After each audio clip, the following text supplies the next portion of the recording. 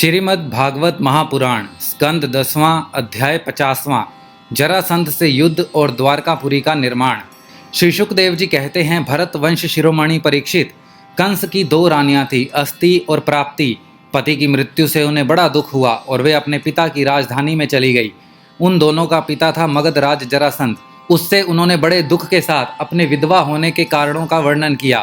परीक्षित, यह अप्रिय समाचार सुनकर पहले तो जरासंध को बड़ा शोक हुआ, परंतु पीछे वह क्रोध से तिलमिला उठा। उसने यह निश्चय करके कि मैं पृथ्वी पर एक भी यदुवंशी नहीं रहने दूंगा, युद्ध की बहुत बड़ी तैयारी की और 23 अक्षौहिणी सेना के साथ यदुवंशियों की राजधानी मथुरा को चारों ओर से घेर लिया। भगवान श्री कृष्ण ने देखा जरासंध की सेना क्या है, उमड़ता हुआ समुद्र है। उन्होंने यह भी देखा कि चारों ओर से हमारी राजधानी घेर ली है और हमारे स्वजन तथा पूर्ववासी भयभीत हो रहे हैं। भगवान श्री कृष्ण पृथ्वी का भार उतारने के लिए ही मनुष्य का सा वेश धारण किए हुए हैं। अब उन्होंने विचार किया कि मेरे अवतार का क्या प्रयोजन है और इस समय इस स्थान पर मुझे क्या करना चाहिए। उन्होंने सोचा, यह बड़ा अच्छा हुआ कि मगधराज जरासंध ने अपने अधीनस्थ नरपतियों की पैदल, घुड़सवार, रथी और हाथियों से युक्त कई अक्षौहिणी सेना इकट्ठी कर ली है। यह सब तो पृथ्वी का भार ही जुटकर मेरे पास आ पहुंचा है। मैं इसका नाश करूंगा, परंतु अभी मगधराज जरासंध को नहीं मारना चाहिए, क्योंकि वह जीवित रहेगा तो फिर से बहुत से असुरों की सेना इकट्ठी कर लाएगा। मेरे अवतार का यही प्रयोजन है कि मैं पृथ्वी का बोझ हल्का कर दूं, साधु सज्जनों की रक्षा करूं और दुष्ट दुर्जनों का संहार। समय समय पर धर्म रक्षा के लिए और बढ़ते हुए अधर्म को रोकने के लिए मैं और भी अनेकों शरीर ग्रहण करता हूं। परीक्षित, भगवान श्री कृष्ण इस प्रकार विचार कर ही रहे थे कि आकाश से सूर्य के समान चमकते हुए 2 रथ आ पहुंचे। उनमें युद्ध की सारी सामग्रियां सुसज्जित थी और 2 सारथी उन्हें हाँक रहे थे। इसी प्रकार भगवान के दिव्य और सनातन आयुध भी अपने आप वहां आकर उपस्थित हो गए। उन्हें देखकर भगवान श्री कृष्ण ने अपने बड़े भाई बलराम जी से कहा, भाई जी, आप बड़े शक्तिशाली हैं। इस समय जो यदुवंशी आपको ही अपना स्वामी और रक्षक मानते हैं, जो आपसे ही सनात हैं, उन पर बहुत बड़ी विपत्ति आ पड़ी है।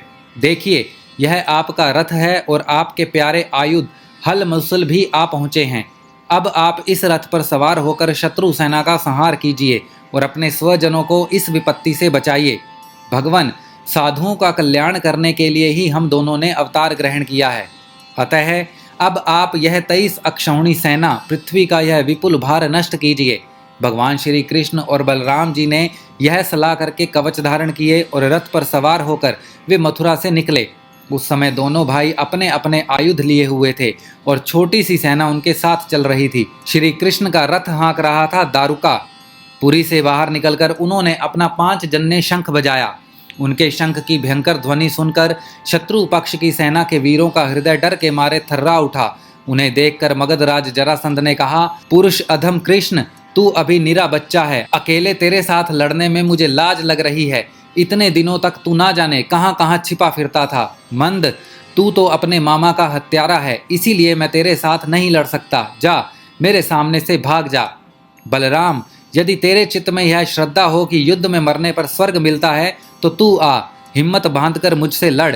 मेरे बाणों से छिन्न भिन्न हुए शरीर को यहाँ छोड़कर स्वर्ग जा, अथवा यदि तुझमें शक्ति हो तो मुझे ही मार डाल। भगवान श्री कृष्ण ने कहा, मगधराज, जो शूरवीर होते हैं वे तुम्हारी तरह डींग नहीं हाँकते, वे तो अपने बल पौरुष ही दिखलाते हैं। देखो, अब तुम्हारी मृत्यु तुम्हारे सिर पर नाच रही है। तुम वैसे ही बक बक कर रहे हो जैसे मरने के समय कोई सन्निपात का रोगी करे। बक लो, मैं तुम्हारी बात पर ध्यान नहीं देता। श्री शुकदेव जी कहते हैं, परीक्षित, जैसे वायु बादलों से सूर्य को और धुएं से आग को ढक लेती है, किंतु वास्तव में वे ढकते नहीं, उनका प्रकाश फिर फैलता ही है, वैसे ही मगधराज जरासंध ने भगवान श्री कृष्ण और बलराम के सामने आकर अपनी बहुत बड़ी बलवान और अपार सेना के द्वारा उन्हें चारों ओर से घेर लिया। यहाँ तक कि उनकी सेना, रथ, ध्वजा, घोड़े और सारथियों का दिखना भी बंद हो गया। मथुरापुरी की स्त्रियां अपने महलों की अटारियों, छज्जों और फाटकों पर चढ़कर युद्ध का कौतुक देख रही थी। जब उन्होंने देखा कि युद्ध भूमि में भगवान श्री कृष्ण की गरुड़ चिन्ह से चिन्हित और बलराम जी की ताल चिन्ह से चिन्हित ध्वजा वाले रथ नहीं दिख रहे हैं, तब वे शोक के आवेग से मूर्छित हो गई। जब भगवान श्री कृष्ण ने देखा कि शत्रु सेना के वीर हमारी सेना पर इस प्रकार बाणों की वर्षा कर रहे हैं, मानो बादल पानी की अनगिनत बूंदें बरसा रहा हो और हमारी सेना उससे अत्यंत पीड़ित व्यथित हो रही है। तब उन्होंने अपने देवता और असुर दोनों से सम्मानित शारंग धनुष का टंकार किया। इसके बाद वे तरकश में से बाण निकालने, उन्हें धनुष पर चढ़ाने और धनुष की डोरी खींचकर झुंड के झुंड बाण छोड़ने लगे। उस समय उनका वह धनुष इतनी फुर्ती से घूम रहा था मानो कोई बड़े वेग से अताल चक्र घुमा रहा हो। इस प्रकार भगवान श्री कृष्ण जरासंध की चतुर्गणी हाथी, घोड़े, रथ और पैदल सेना का संहार करने लगे। इससे बहुत से हाथियों के सिर फट गए और वे मर मर कर गिरने लगे। बाणों की बौछारों से अनेकों घोड़ों के सिर धड़ से अलग हो गए। घोड़े, ध्वजा, सारथी और रथियों के नष्ट हो जाने से बहुत से रथ बेकाम हो गए। पैदल सेना की बाहें, जांग और सिर आदि अंग प्रत्यंग कट कट कर गिरने लगे।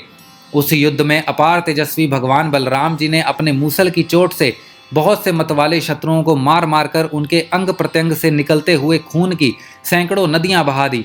कहीं मनुष्य कट रहे थे तो कहीं हाथी और घोड़े छटपटा रहे थे। उन नदियों में मनुष्यों की भुजाएं सांप के समान जान पड़ती थी और सिर इस प्रकार मालूम पड़ते मानो कछुओं की भीड़ लग गई हो। मरे हुए हाथी दीप जैसे और घोड़े ग्राहों के समान जान पड़ते। हाथ और जांघें मछलियों की तरह, मनुष्यों के केश सेवार के समान, धनुष तरंगों की भांति और अस्त्र शस्त्र लता एवं तिनकों के समान जान पड़ते। ढालें ऐसी मालूम पड़ती मानो भयानक भंवर हो। बहुमूल्य मणियों और आभूषण पत्थरों के रोड़े तथा कंकरों के समान बहे जा रहे थे। उन नदियों को देखकर कायर पुरुष डर रहे थे और वीरों का आपस में खूब उत्साह बढ़ रहा था। परीक्षित, जरासंध की वह सेना समुद्र के समान दुर्गम, भयावह और बड़ी कठिनाई से जीतने योग्य थी, परंतु भगवान श्री कृष्ण और बलराम जी ने थोड़े ही समय में उसे नष्ट कर डाला। वे सारे जगत के स्वामी हैं, उनके लिए एक सेना का नाश कर देना केवल खिलवाड़ ही तो है।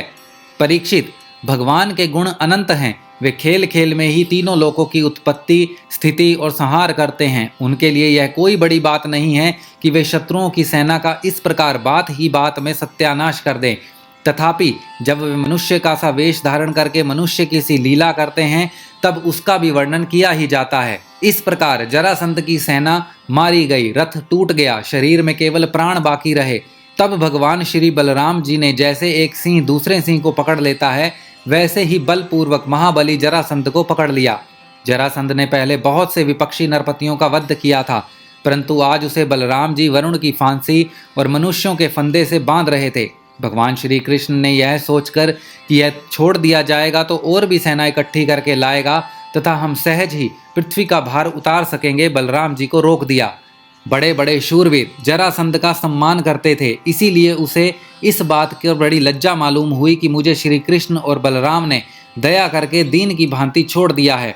अब उसने तपस्या करने का निश्चय किया, परंतु रास्ते में उसके साथी नरपतियों ने बहुत समझाया कि राजन, यदुवंशियों में क्या रखा है, वे आपको बिल्कुल ही पराजित नहीं कर सकते थे। आपको प्रारब्धवश ही नीचा देखना पड़ा। उन लोगों ने भगवान की इच्छा, फिर विजय प्राप्त करने की आशा आदि बतलाकर तथा लौकिक दृष्टांत एवं युक्तियां दे देकर यह बात समझा दी कि आपको तपस्या नहीं करनी चाहिए। परीक्षित, उस समय मगधराज जरासंध की सारी सेना मर चुकी थी। भगवान बलराम जी उपेक्षा पूर्वक उसे छोड़ दिया था। इससे वह बहुत उदास होकर अपने देश मगध को चला गया। परीक्षित, भगवान श्री कृष्ण की सेना में किसी का बाल भी बांका ना हुआ और उन्होंने जरासंध की 23 अक्षौणी सेना पर, जो समुद्र के समान थी, सहज ही विजय प्राप्त कर ली। उस समय बड़े बड़े देवता उन पर नंदन वन के पुष्पों की वर्षा और उनके इस महान कार्य का अनुमोदन प्रशंसा कर रहे थे। जरासंध की सेना के पराजय से मथुरावासी भय रहित हो गए और भगवान श्री कृष्ण की विजय से उनका हृदय आनंद से भर रहा था। भगवान श्री कृष्ण आकर उनसे मिल गए। सूत, मागध और वंदीजन उनकी विजय के गीत गा रहे थे। जिस समय भगवान श्री कृष्ण ने नगर में प्रवेश किया, उस समय वहां शंख, नगाड़े, भेरी, तुरही, वीणा, बांसुरी और मृदंग आदि बाजे बजने लगे थे। मथुरा की एक एक सड़क और गली में छिड़काव कर दिया गया था। चारों ओर हंसते खेलते नागरिकों की चहल पहल थी। सारा नगर छोटी छोटी झंडियों और बड़ी बड़ी विजय पताकाओं से सजा दिया गया था। ब्राह्मणों की वेद ध्वनि गूंज रही थी और सब ओर आनंद उत्सव के सूचक बंधनवार बांध दिए गए थे। जिस समय श्री कृष्ण नगर में प्रवेश कर रहे थे, उस समय नगर की नारियां प्रेम और उत्कंठा से भरे हुए नेत्रों से उन्हें स्नेहपूर्वक निहार रही थी और फूलों के हार, दही, अक्षत और जौ आदि के अंकारों की उनके ऊपर वर्षा कर रही थी। भगवान श्री कृष्ण रणभूमि में अपार धन और वीरों के आभूषण ले आए थे, वह सब उन्होंने यदुवंशियों के राजा उग्रसेन के पास भेज दिया। परीक्षित, इस प्रकार 17 बार 23 अक्षौणी सेना इकट्ठी करके मगध राज जरासंध ने भगवान श्री कृष्ण के द्वारा सुरक्षित यदुवंशियों से युद्ध किया, किंतु यादवों ने भगवान श्री कृष्ण की शक्ति से हर बार उसकी सारी सेना नष्ट कर दी। जब सारी सेना नष्ट हो जाती तब यदुवंशियों के उपेक्षा पूर्वक छोड़ दिए जाने पर जरासंध अपनी राजधानी लौट जाता। जिस समय 18वां संग्राम छिड़ने ही वाला था, उसी समय नारद जी का भेजा हुआ वीर काल्यवन दिखाई पड़ा। युद्ध में काल्यवन के सामने खड़ा होने वाला वीर संसार में दूसरा कोई ना था। उसने जब यह सुना कि यदुवंशी हमारे ही जैसे बलवान हैं और हमारा सामना कर सकते हैं, तब 3 करोड़ मलेच्छों की सेना लेकर उसने मथुरा को घेर लिया। काल्यवन की यह असमय चढ़ाई देखकर भगवान श्री कृष्ण ने बलराम जी के साथ मिलकर विचार किया, अहो, इस समय तो यदुवंशियों पर जरासंध और काल्यवन ये दो विपत्तियां एक साथ ही मंडरा रही हैं। आज इस परम बलशाली यवन ने हमें आकर घेर लिया है और जरासंध भी आज कल या परसों में आ ही जाएगा। यदि हम दोनों भाई इसके साथ लड़ने लग गए और उसी समय जरासंध भी आ पहुंचा तो वह हमारे बंधुओं को मार डालेगा या तो कैद करके अपने नगर ले जाएगा, क्योंकि वह बहुत बलवान है। इसीलिए आज हम लोग एक ऐसा दुर्ग, ऐसा किला बनाएंगे जिसमें किसी भी मनुष्य का प्रवेश करना अत्यंत कठिन होगा। अपने स्वजन संबंधियों को उसी किले में पहुंचाकर फिर इस यवन का वध कराएंगे। बलराम जी से इस प्रकार सलाह करके भगवान श्री कृष्ण ने समुद्र के भीतर एक ऐसा दुर्गम नगर बनवाया जिसमें सभी वस्तुएं अद्भुत थी। उस नगर की लंबाई चौड़ाई 48 कोस की थी। उस नगर की एक एक वस्तु में विश्वकर्मा का विज्ञान और शिल्पकला की निपुणता प्रकट होती थी। उसमें वास्तुशास्त्र के अनुसार बड़ी बड़ी सड़कों, चौराहों और गलियों का यथास्थान ठीक ठीक विभाजन किया गया था। वह नगर ऐसे सुंदर सुंदर उद्यानों और विचित्र उपवनों से युक्त था जिसमें देवताओं के वृक्ष और लताएं लहलहा रही थी। सोने के इतने ऊंचे ऊंचे शिखर थे जो आकाश से बातें करते थे। स्फटिक मणि की अटारियां और ऊंचे ऊंचे दरवाजे बड़े ही सुंदर लगते थे। अन्न रखने के लिए चांदी और पीतल के बहुत ही कोठे बने हुए थे। वहाँ के महल सोने के बने हुए थे और उन पर कामदार सोने के कलश सजे हुए थे। उनके शिखर रत्नों के थे तथा गच पन्ने की बनी हुई बहुत भली मालूम होती थी। इसके अतिरिक्त उस नगर में वास्तु देवता के मंदिर और छज्जे भी बहुत सुंदर बने हुए थे। उनमें चारों वर्ण के लोग निवास करते थे और सबके बीच में यदुवंशियों के प्रधान उग्रसेन जी, वासुदेव जी, बलराम जी तथा भगवान श्री कृष्ण के महल जगमगा रहे थे। परीक्षित, उस समय देवराज इंद्र ने भगवान श्री कृष्ण के लिए पारिजात वृक्ष और सुधर्मा सभा को बेच दिया। वह सभा ऐसी दिव्य थी कि उसमें बैठे हुए मनुष्यों को भूख, प्यास आदि मृत्यु लोक के धर्म छू नहीं पाते थे।